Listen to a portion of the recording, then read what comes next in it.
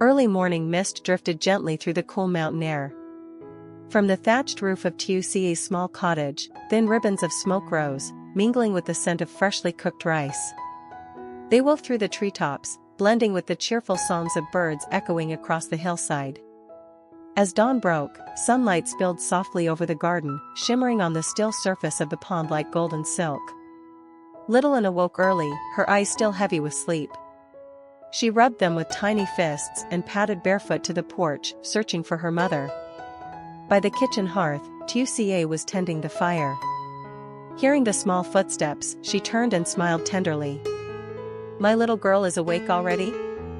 Come outside and breathe in the morning air, sweetheart." The two stepped out together. The air was fresh and cool, dew still clinging to the grass, and the breeze carried the earthy scent of soil mixed with the warmth of wood smoke. Anne gazed up at the brightening sky, her round eyes sparkling. "Me-oi, the sky is so beautiful today." Tucie brushed a strand of hair from her daughter's face, smiling softly. "Yes, my love. The sunshine is gentle, it's going to be a good day." A little later, mother and daughter carried a basket of grain to the garden. The ducks were already waiting by the pond, quacking loudly as they spotted them, crowding forward in excitement. Tucie knelt down and scattered handfuls of golden kernels that fell with a soft rustle onto the damp earth. Beside her, Anne scooped up corn with a small spoon, laughing as she fed them. "Me-oi, that fat duck must eat the most." Tucie chuckled. "You noticed, huh? That's because my helper feeds them so well every day." The duck splashed into the water, wings flapping, ripples spreading across the pond. The gentle trickle from the bamboo water pipe blended with birdsong, a simple, joyful symphony of morning life. Mother and daughter sat together for a while, watching the tiny fish gliding beneath the clear surface. When the ducks were full, Tucie dusted her hands and said, "I'm going up the hill to pick papayas. Go play with Aunt Lan next door, okay? I'll come get you when I'm done." And pouted slightly, but just then the neighbor's cheerful voice floated over the fence. "Come here, little one. I just made some mung bean sweet soup." Anne's face lit up. Con Qualine." She turned back to her mother, her voice soft and sugary. "Me no don con som na." "I promise," Tucie said, bending down to smooth her daughter's hair, her smile gentle as morning dew. She watched her little girl trot off toward the neighbor's yard, her heart light and calm. Then she picked up her bamboo basket, put on her conical hat, and started up the dirt path leading to the hill behind the house. Wild grass brushed against her legs, still wet with dew, and the air was rich with the scent of damp soil. At the top, the papaya grove stretched out in shades of green. Broad leaves fanned wide, shading clusters of fruit, smooth, heavy, and glistening with morning light. She reached up, gently twisted a ripe fruit until it came free with a crisp tatch. One by one, she placed each papaya carefully into her basket. Sunlight spread across her back, wrapping her in a soft golden glow, and even the ground seemed to shimmer beneath her feet. A faint breeze carried the laughter of children from the neighbor's yard, Anne's voice, bright and clear, mingled with birdsong. Like a melody threading through the still morning air. Tucie straightened up, looked toward the sound, and smiled. In that vast expanse of hills and sky, her small figure radiated quiet strength. The image of a woman rebuilding her life, day by day, with simple work, steady hands, and a heart full of peace and love for her two little ones. Morning mist still lingered over the hills as Tucie made her way down the winding dirt path. Before her, endless green rice fields stretched to the foot of the mountains, the tender scent of young rice mingling with damp earth and drifting softly through the cool air. A gentle wind passed, rippling the rice like waves on a quiet sea. She stopped for a moment, inhaling deeply, the sweet, pure fragrance of life and peace after so many years of storms. When she returned home, Tucie set her basket of papayas on the porch, washed her hands, and began her familiar morning work. With practiced precision, she peeled and sliced papaya and carrots, each piece thin and even, resting in a basin of salted water. Vinegar, sugar, garlic, and chili, the sharp, sweet aromas filled the small kitchen. Wearing gloves, she mixed everything together and packed the bright salad into clear plastic containers, gold, orange, and green shimmering like little pieces of sunlight trapped inside. When she finished, she wiped the sweat from her forehead. The sun was already climbing higher, lighting the yard where dew still sparkled on rows of young vegetables. The fire had burned out, leaving only a faint warmth in the corner of the stove. She changed into an old long-sleeved shirt, slipped on worn shoes, lifted her basket of goods onto her shoulder, and set off toward the market. The village path lay beneath the shade of bamboo, birds chattering overhead, and somewhere ahead came the cheerful hum of voices beginning another day. At that same moment, Hung arrived at her house. He parked his motorbike by the gate, holding a large watermelon he had picked up on his way back. He called out a few times, but no answer came. The morning tea still steamed faintly on the table, Little Anne's slippers sat neatly beside the step. He smiled softly. She must have gone to the market already. He placed the watermelon on the table and sat for a while. Then his eyes caught sight of a hoe and shovel leaning against the fence. A thought crossed his mind, and his smile deepened. Well then, maybe I can help her with something. He took off his jacket, rolled up his sleeves, and headed for the garden. The soil was still damp and heavy, each stroke of the hoe stuck thick with mud, sweat gathering quickly across his back in the rising heat. As he worked, he thought to himself, I never realized how hard this really is. She does all this alone every day, how does she keep going? When he finally paused, breathing hard, he looked down at his dirt-stained hands and chuckled. She's stronger than I ever imagined. Meanwhile, at the village market, LytutIeu had set up her stall.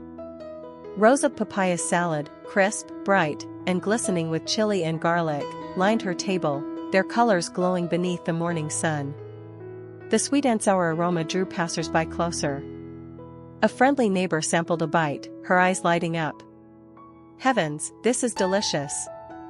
So crunchy, and the flavor's perfect. Give me 2 boxes. Another woman chimed in, buy more, it's great with rice or grilled pork. Soon, her small corner was crowded with laughter and chatter. The sounds of the market, bargaining, greetings, joy, swirled around her. LytutIeu smiled, her face glistening with sweat yet radiant with pride. By the time the last container was sold, she counted her earnings with care, her eyes shining with quiet happiness, the contentment of a mother providing for her children with her own 2 hands. The noon sun burned bright as she lifted her basket once more. Bamboo leaves swayed gently overhead, the scent of ripening rice filled the air. She didn't yet know that back home, Hung was sitting on the porch, wiping sweat from his brow, waiting with a soft, patient smile. A man who, without realizing it, had already found his reason to stay a little longer in this peaceful place. At home, Hung was still hard at work in the garden. The midday sun stood high, pouring golden light down his broad shoulders, casting a long shadow across the brown earth. He had never held a hoe before, yet he refused to stop trying. Each swing was heavy, the damp soil clinging to the blade, sweat rolled down his temples, tracing a line along his neck and soaking into his collar. His palms were raw, blistered and stinging, small cuts forming where the handle rubbed too hard, but he didn't stop. He only bent lower, gripping the hoe tighter, breathing deep before striking the ground again. Does she do this every single day? He murmured, a faint smile tugging at his lips. The more he worked, the deeper the ache in his chest grew, not from exhaustion, but from compassion. How could a woman as slender as LytutIeu bear such toil?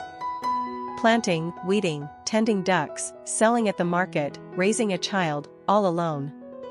Thinking that, his rhythm steadied, his movements firmer, as if each stroke of the hoe could somehow ease her burden, even just a little.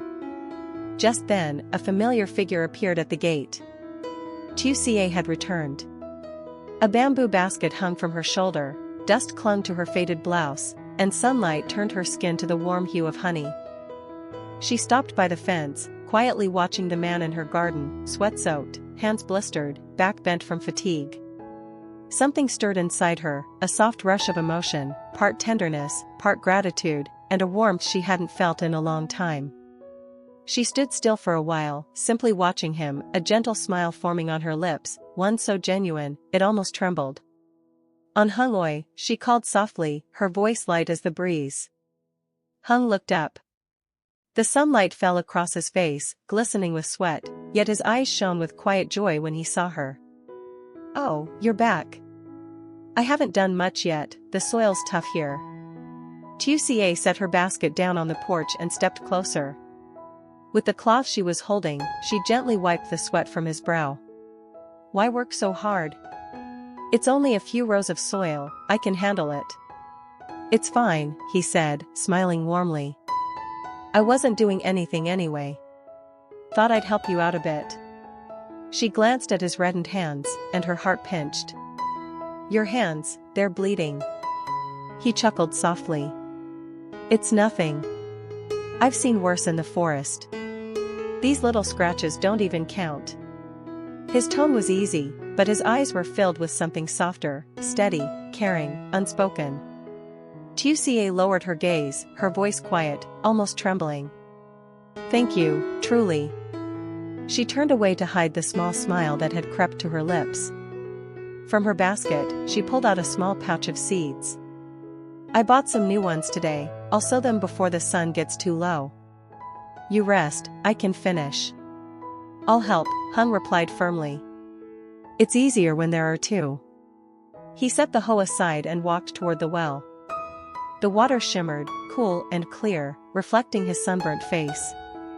He washed his hands and feet, the coldness sent a shiver through him, but it felt refreshing after the heat.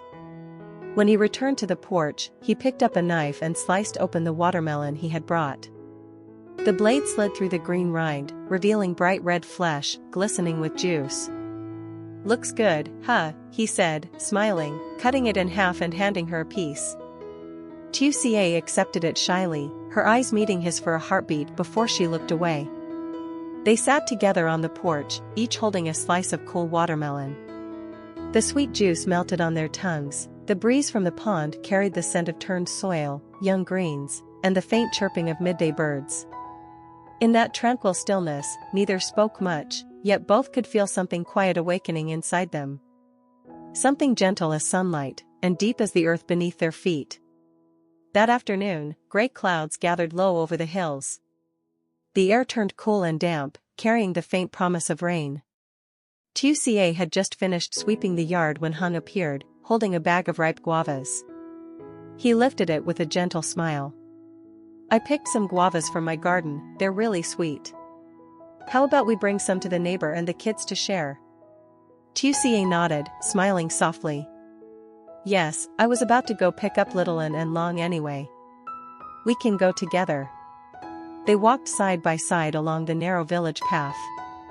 The bamboo on both sides glistened with dew, and the air carried the tender scent of young rice. Tuca held a small basket filled with snacks and milk for the children. While Hung talked about the new harvest, his warm voice blending with the whisper of the wind, a sound that felt oddly comforting. As they neared the neighbor's gate, laughter rang out, bright, clear, and full of life. In the yard, Littlin was running in circles around a banana tree, while the old woman sat on the porch, cradling baby Long in her arms. Seeing her mother, and shouted gleefully, "Me oi! Uncle Hung came with you." The neighbor chuckled kindly. "Oh, you two are here. Come in, the kids have been talking about you all morning." Hung set the bag of guavas on the bamboo table and bowed politely. "Hello, BAC.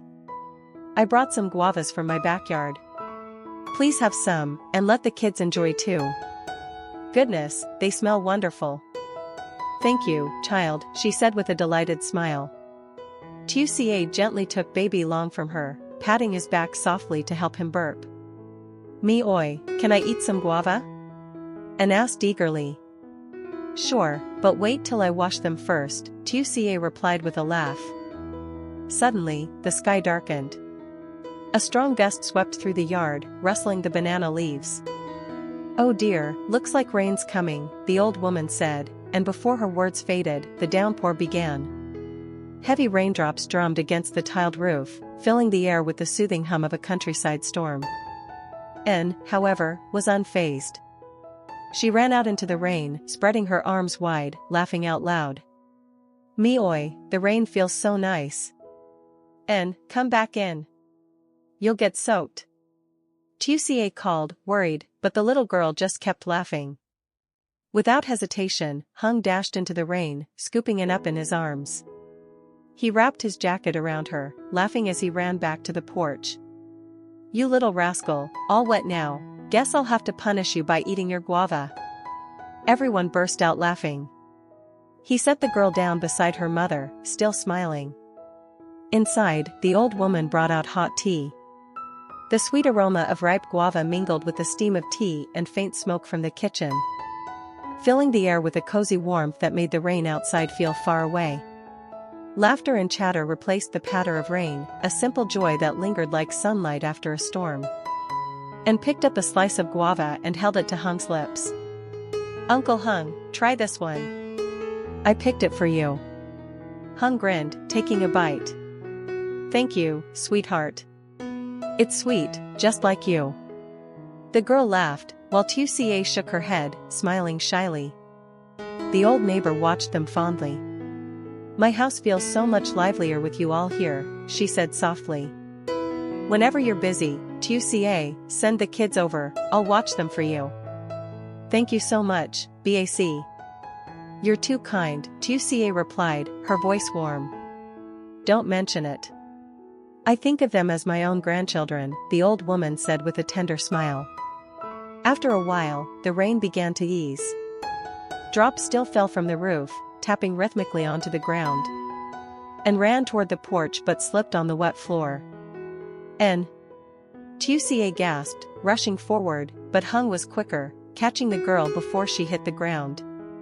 It's okay, just a little scrape, he said, wiping the dirt from her hands and carrying her to the well.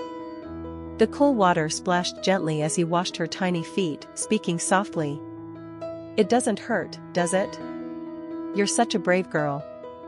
And giggled. I'm even braver than me. Hung laughed, patting her head. Yes, you're the bravest of all. From the porch, Tucie watched, her heart swelling with quiet emotion. Gratitude, peace, and something tender she couldn't name all mingled within her. When the last drops of rain faded away, sunlight broke through the trees, glinting off the leaves like scattered jewels. The four of them stood together under the porch, breathing in the crisp, rain-scented air. The sky brightened again, and for that fleeting moment, Hung, Tucie, and the two children felt as though they already belonged to one another. A family, born not from words, but from warmth shared beneath a quiet, rain-washed sky.